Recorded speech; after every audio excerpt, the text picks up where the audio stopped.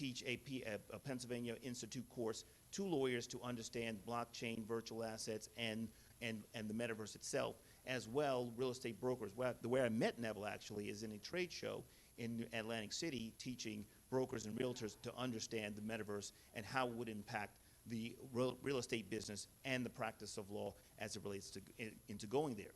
So for a lawyer coming into the business of the metaverse and Web3, it's three things. Thing number one is understanding and having some competency with the technology itself. Thing two is understanding the business that drives it. And then, of course, three, what are the laws that govern this space and the parties involved?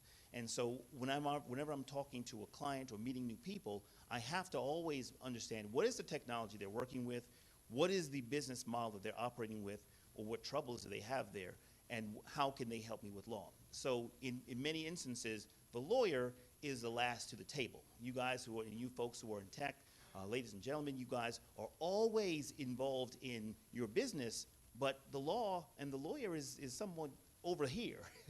We'll involve them and we'll have them review the project when we're done. That's generally the approach.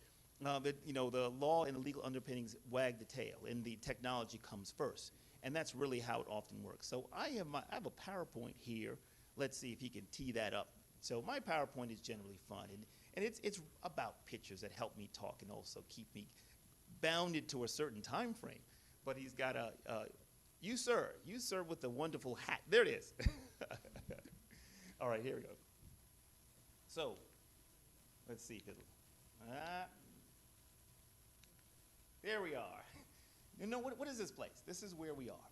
So here we are in our little earth, doing our little thing, getting in Ubers, going to cafes, going to our offices, living life as we usually do. But there's something, and this is big. I love this little talk because it draws you in. It's the story. But here it is, there is something happening behind the scenes, something that is drawing us to a future being created by you, by those of this community. And what is, hold on, we're shifting.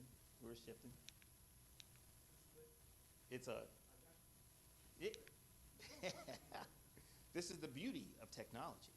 It only works how it works. So, this is my favorite film of all time. And in this particular scene, which you may recognize, this is where Morpheus asks good old Neo, what is it? He knows something is wrong with the world, just like you know something is wrong with technology, just like you know something is wrong with the future of where we're headed. And you want it to be right. You want your approach to be right. You want what you're going and where you're going to be correct, but you know that there's something off about it. So I offer you those options today. So here, the red pill and the blue pill. This is where you get to participate. How many of you want to learn about Web3 and the future of it, and you're going to take the red pill with me today? Red pill, who's red pill?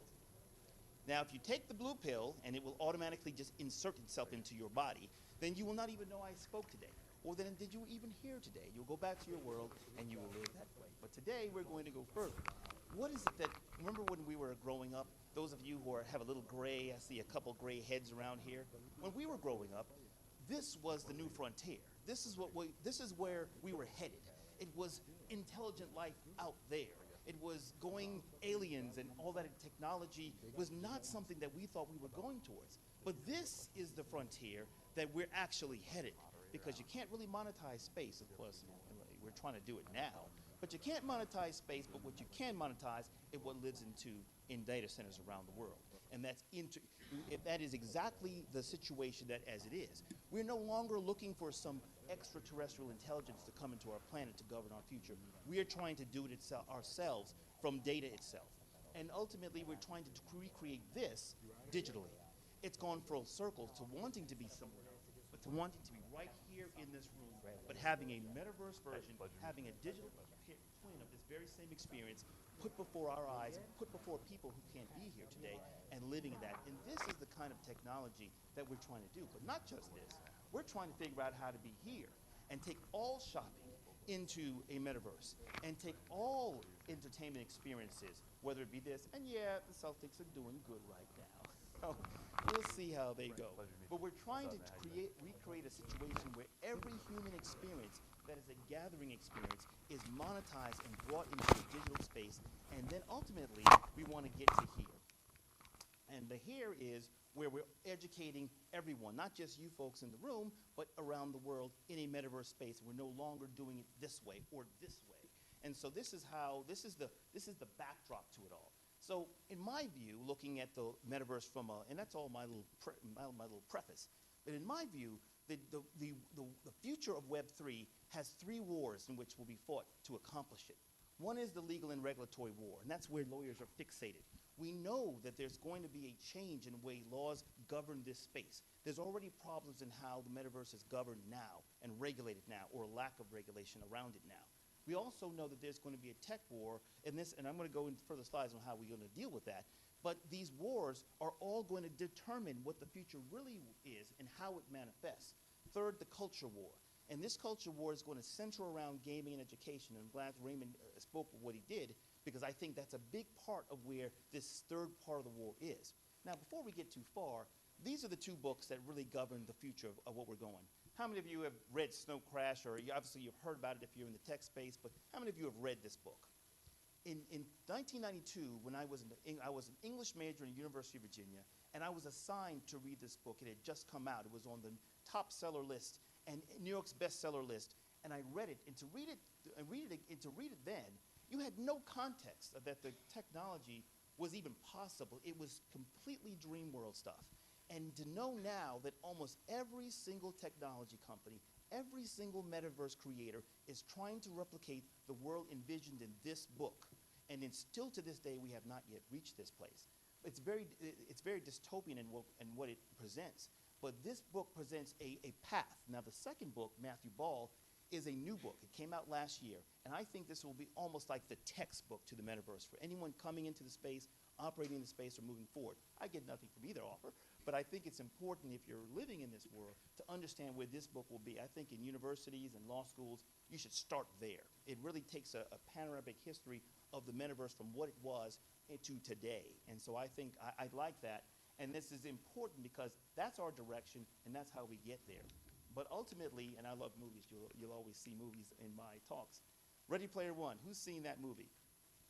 Now, Ready Player One, the beauty of that movie is that it outlines in perfect elegance the 3 wars I talked about. It talks about the breakdown of the human condition as political and as the country breaks down into not being well governed. It talks about technology wars, limiting the space to be governed and dominated by a single company. And further, it talks about the evolution or the demise of the culture to where gaming becomes the only refuge of human existence. So this book is important because it takes our 3 worlds, and what we hope and what I hope is that we never get to there.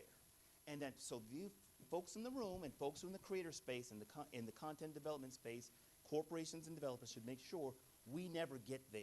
But we should get to a metaverse that is still something that we attract and want. So the regulatory and legal war. You already know how this war works. In many ways, the war has 2 features to it. One, Congress. Now, we have a Congress that's divided. We'll always have a Congress that's divided. But the issue with Congress is this is how laws come about. Something is created, something happens, a harm results, that harm is not desired any further, and then you have a law that helps to govern and modulate and give penalty to that harm. And then you have a bill passed, and that's how you have these laws. The metaverse is the same. We saw the problem happen with blockchain to cryptocurrency. There was no laws around it, no regulation around it. Harms begin to happen, and now you see with FTX and whatnot, everyone's trying to backfill and fill the space with regulation and laws to make sure that doesn't happen again. So in my world, we're always looking behind it over the shoulder of technology developers to see what laws and what things are going to happen. What are they going to do that's going to harm people, that's going to make them pick up the phone and call me and say, I need representation because I've been sued by this company, by this entity, by this person, by this whatever, or I've been arrested, or I'm getting indicted. And how do I help defend such a person when I don't even know what they were doing? I don't know how their technology came about. If you don't involve counsel early enough, you're going to find yourself trying to sit down, and if any of you have ever been in any legal posture where you've tried to explain to your lawyer what you do,